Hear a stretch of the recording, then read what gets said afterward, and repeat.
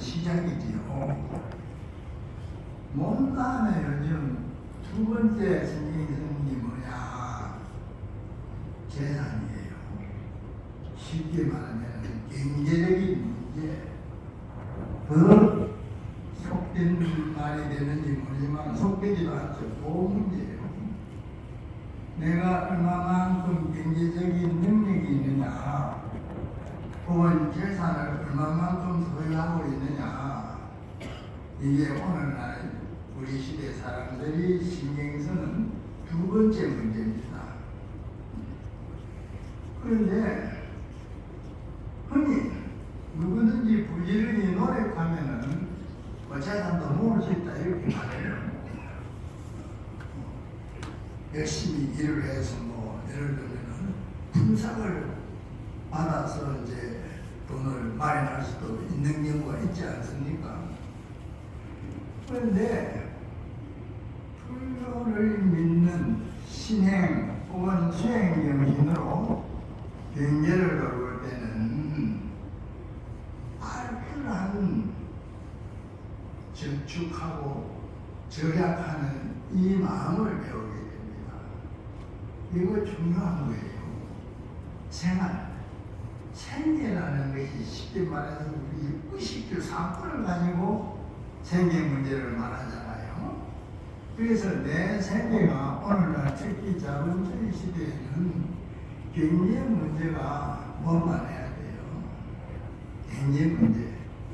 경제 문제, 이게 경제적인 어떤 그 의미를 좀 더 깊이 생각해가지고 철학적으로 한번 생각해 본다면은 돈이 많아야 잘 사는 건 아니라고 그래요.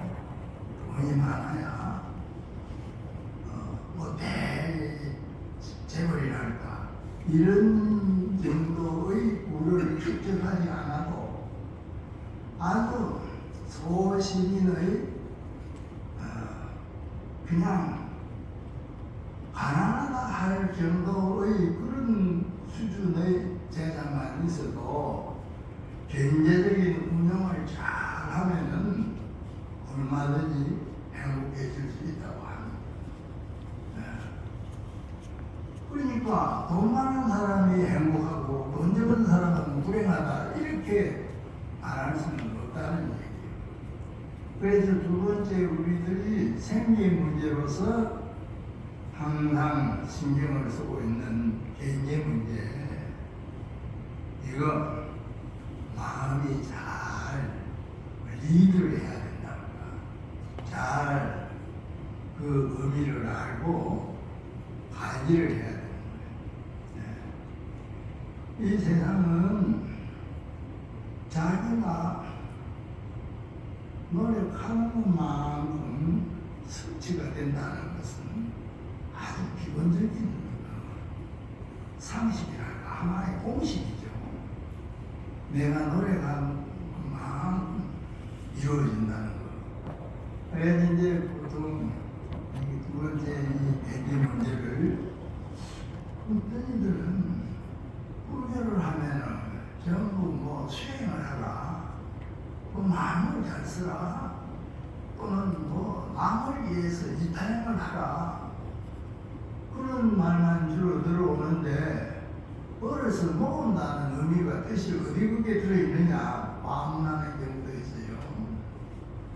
불교를 독실히 하면은 경제 이 문제를 잘 다스려 나가 경영을 해야 됩니다. 승만경이라는 경이 있습니다. 승만 부인이 부처님 앞에서 서원을 말해놓은 내용입니다. 이 승만경에 부처님이 승만 부인에게 한 말 중에 쉽게 말하면 뜻이 그래요. 돈을 많이 벌어야 해요. 불교에서 부처님이 돈을 많이 벌어야 했다? 승만경이 나와요. 경제적인 부를 추구하라는 말이 나와요. 나만그래는 거기에 많이 벌어서 여러 사람들을 위해서 많이 써라 뒷말이 이렇게 이어집니다. 돈 많이 벌어서 남을 위하여 많이 쓰고 살아라 이 말이에요. 그 좋은 일이잖아요. 그다 남을 위해서 하는 일이니까 흔히 말하는 보시를 한다 이런 뜻 아닙니까? 그래서 이제 우리 현대인들이 두 번째 몸에 대한 신경 쓰고 재산에 대한 신경 쓰고 이런 문제에 불교가 대한 답을 제시해주고 있다 이거. 그래서 이제 불교의 공부를 통해서 이런 문제를 새롭게 이제 깨달아가지고 우리의 삶에 새로운 어떤 활력, 정신적인 어떤 힘 내지는 지표를 삼아서 살아갈 수 있다는 거죠. 세 번째 우리가 신경 쓰는 문제는 주로 남아있는 나이는 우선 가족. 옛날에는 가족이 2번이었는데 요즘은 3번으로 번호가 바꿔졌다 이렇게 말하긴 합니다.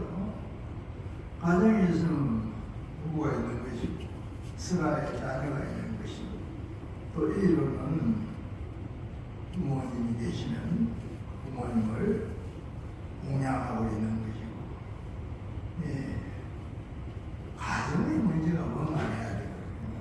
요즘 흔히 가정의 문제가 많은 집안이 있다 하지 않습니까? 그래서 학교에는 물리학생이 생기고 청소는 또 문제 청소년 비리 청소년이 생긴다. 그런데 가정을 위해서 불교가 필요해요. 네. 아니 가정을 위해서 불교가 필요하다. 그 뜻을 설명해 주십시오. 가정은 화목해야 되잖아요. 불교는 화목입니다.